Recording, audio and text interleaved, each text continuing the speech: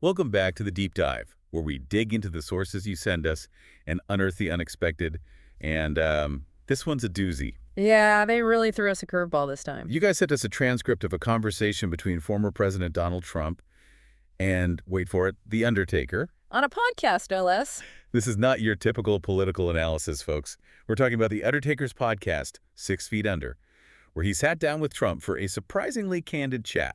And when I say candid, I mean candid. Like, they forgot the microphones, right? It's amazing. We get Trump completely unfiltered, talking about his presidency, his thoughts on the 2024 election, even some detours into the world of professional wrestling. Which, as you can imagine, leads to some pretty interesting moments. Okay, so for those who might not be familiar with The Undertaker, we're talking about Mark Calloway, the wrestling legend. He's been a major player in WWE for decades, and, well, Donald Trump needs no introduction. But to see these two together in this setting, it's definitely not something you see every day. Not every day. And I think that's part of what makes this conversation so fascinating. Trump, who's usually so careful about his public image, seems more relaxed, more willing to just riff. It's like a side of him we don't often see. And he jumps right into it, talking about his time in office, the things he sees as his biggest wins, like the economy, border security, military spending. All areas he claims saw significant progress during his presidency. Right. And that's classic Trump, always framing things in terms of success. But then he brings up the COVID-19 pandemic, or as he calls it, the China virus. And he seems to suggest that it had a major impact on the outcome of the 2020 election. Which, I mean, is something that he's talked about quite a bit. Oh, absolutely. He even touches on those election fraud claims, but he doesn't really get into specifics here. And it's important for us to point out that while these claims have been widely disputed and there's been no evidence of widespread fraud, this is how Trump continues to frame the 2020 election. Exactly. We're just presenting what's in the transcript without taking any sides. So moving on to the 2024 election, Trump seems remarkably confident about his chances. He even mentions specific polls and betting markets that seem to be in his favor. It's like he's already back on the campaign trail. And here's where that unfiltered Trump really comes out.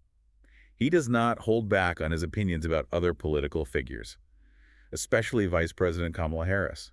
He uses some pretty strong language to describe her, terms like incompetent and Marxist. Yeah, that's definitely going to fire up his base, but it's also likely to alienate others. No doubt.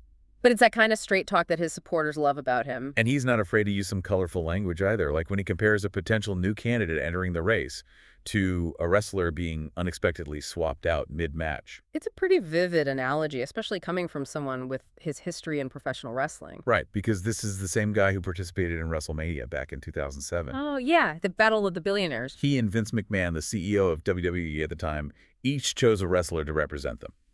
Loser had to get their head shaved. It was a whole spectacle. And it really gives you a glimpse into how Trump views these types of competitions, whether it's wrestling or politics. He loves the drama, the conflict, the whole idea of winners and losers. And he hasn't lost his interest in the business side of wrestling either. He talks about Vince McMahon, Dana White, the president of UFC, even the recent merger between the two. It's like he's still got skin in the game, even after all these years. And what's interesting is that he singles out Dwayne "The Rock" Johnson for praise. Yeah. Calls him a successful entertainer and athlete. Which is kind of surprising when you think about it. Because you might expect some rivalry there, Yeah, right? yeah, given The Rock's own success in Hollywood. Maybe Trump just respects success above all else. Could be. He even shares this anecdote about The Rock reaching out to Dana White after Trump's ear injury. Wait, what? Yeah, it's a bizarre detail, but it just goes to show the kind of unexpected connections that pop up in this conversation. It's like, who knew? The Rock was checking in on Trump's ear. You never know what you're going to get with this transcript. And that's what makes this whole thing so fascinating. Yeah. It's the unexpected nature of it all. The Undertaker, by creating this platform and inviting Trump on as a guest, has created a space for these really candid, less guarded moments to come out. So let's talk about The Undertaker for a second. The dead man himself. We've been focusing a lot on Trump, but it's important to remember that this is his show, Yeah. and he's the one driving the conversation. Absolutely. And that's something we need to highlight here. The Undertaker, the wrestling icon, is the one who sought out Trump for this interview. He's the one who started 6 Feet Under, this platform for these unexpected dialogues. Yeah. Which begs the question, why? Yeah. Why would The Undertaker, someone who's generally kept a low profile outside of wrestling, want to host a podcast in the first place, let alone have Donald Trump as a guest? What's his angle? It's a great question, and unfortunately one that the transcript doesn't really answer directly. But we can speculate, right?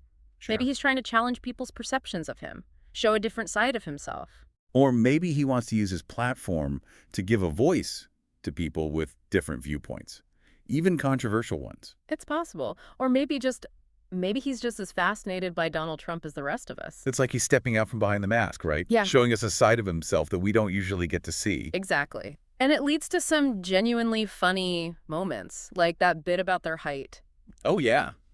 Trump has to point out that his son is taller than The Undertaker. Of course he does. Classic Trump. And then there's that story about Trump meeting a particularly large wrestler at a WrestleMania event. You can tell he feels totally comfortable in that world. Like he's just in his element. But then the mood shifts. Yeah, it gets a little heavier. Trump starts talking about being shot.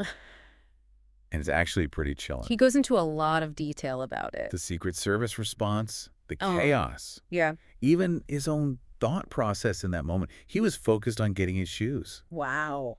It's wild. Oh. And it really reminds you of the very real dangers he's faced, No. even amidst all the theatricality of his public life. That's a good point. You tend to forget that these figures are real people with real lives and real risks. Right. And then he lightens the mood again with this story about a Secret Service agent misinterpreting a situation while he was golfing. Oh, I heard about that. Nearly took out a threat that wasn't actually a threat. Yikes. It's just another example of the constant pressure and scrutiny that surrounds him, but also his ability to find humor in even the most intense situations. He always lands on his feet. So just when you think you have a handle on the conversation, it takes another turn. The Undertaker's daughter joins them, Okay. and the topic shifts to women's sports, specifically Trump's stance on transgender athletes. Which we know is something he feels very strongly about. Yeah, he doesn't hold back. He expresses strong opposition to transgender women competing in women's sports, argues that it's unfair and undermines the integrity of women's athletics. And he uses some pretty strong language, too. Right. He calls it insane and demeaning to women. So he's not mincing words. Not at all. Yeah. And he gives specific examples, too.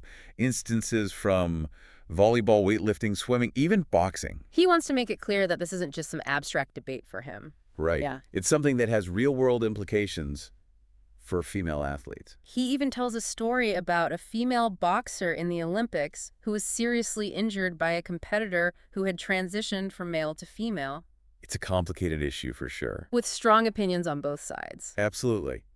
But it's interesting that The Undertaker chose to bring it up. And that Trump was willing to engage with it so directly. And just when you think the conversation couldn't get any more unpredictable, What happens? they pivot from this really serious topic to an ad for, wait for it, male grooming products. You've got to be kidding me. I mean, Only in a conversation with The Undertaker and Donald Trump. that is unbelievable. It's so jarring, Yeah. so unexpected that it actually becomes kind of endearing. It's like they're in on the joke. Right. And it really highlights the unique dynamic between these two. Oh. They can go from debating serious social issues to joking about manscaping without missing a beat, And they don't take themselves too seriously. which I think is kind of refreshing. And Trump seems to appreciate that.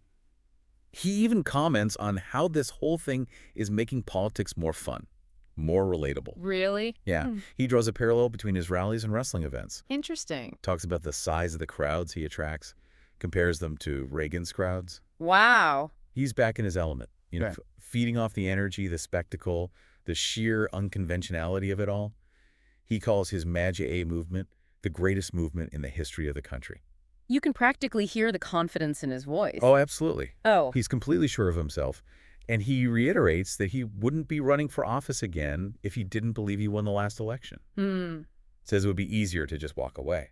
But he doesn't. He feels this sense of duty, this obligation to straighten out the country. So it's more than just ambition. Right? He's on a mission. Sure. And he specifically mentions the border as a key issue. Criticizes the current administration's handling of immigration. And of course, he takes another jab at Biden and Harris. Naturally. The competitor in him never goes away. Nope. He sees the upcoming election as a wrestling match. A battle that requires stamina strategy and a willingness to fight until the very end. Sounds about right. And as the conversation starts to wind down, you get the sense that Trump is actually really impressed by The Undertaker and his podcast. I could see that. He even jokes that he turned down an interview with 60 Minutes to be there, No way. which doing Trump could be true. That's hilarious. It just speaks to the unconventional nature of this whole interview. Absolutely. Two larger-than-life figures, both used to being in control, letting their guard down, and revealing these unexpected sides of themselves. It's really refreshing to see. We even get this really endearing moment where Trump expresses concern about looking small next to The Undertaker in photos, Oh, which is kind of hilarious when you think about it. right. This guy who's known for his ego is worried about looking small. It's a good reminder that even someone who's been in the spotlight as long as Trump can still be self-conscious Yeah. and a little starstruck. It humanizes him. Exactly. And it's those humanizing moments that make this whole deep dive so fascinating. We're seeing beyond the carefully crafted personas, the public faces. And glimpsing the humans behind the icons. Well said. And just when you think it's over, What happens? they hit us with one last curveball. Don't tell me. A shared laugh over an ad for Blue Chew. Oh, no. I know, right? You can't make this stuff up. It's so out of left field, so absurd that you can't help but laugh along with them. It's true. It's a reminder that these are just two guys, both in their later years, having a candid conversation about life. And sometimes life throws you curveballs, both literal and metaphorical. And on that note, I think it's safe to say this deep dive has been unpredictable. To say the least, it's really something else. We've gone from WrestleMania to election fraud claims, from transgender athletes to, well, male enhancement ads, and like a roller coaster. It really makes you think about where you can find these kinds of conversations. Yeah, who would have thought that a conversation between The Undertaker and Donald Trump would be so insightful and entertaining? You never know. And that's what I love about what we do here. Me too. So as we wrap up this deep dive into The Undertaker's podcast, what's your biggest takeaway? What really stuck with you? That's a tough one. I think for me, it's the reminder that even the most polarizing figures can surprise us. It's true. Trump is often portrayed as this larger-than-life, almost caricature-like figure. Right. But in this conversation, we see moments of vulnerability, humor, even self-deprecation. Yeah, it's like you're seeing a different side of him. Exactly. And it makes you wonder what other unexpected pairings could lead to such insightful conversations. What other hidden gems are out there just waiting to be discovered? That's what the deep dive is all about. Embracing the unexpected, challenging our assumptions, and diving headfirst into the unknown. Couldn't have said it better myself. So to our listeners, we want to hear from you. What stood out to you in this conversation? Did anything surprise you? Did it change your perspective on either The Undertaker or Donald Trump? Head over to our website or find us on social media and let us know your thoughts. Until next time, keep exploring, keep questioning, and keep those sources coming.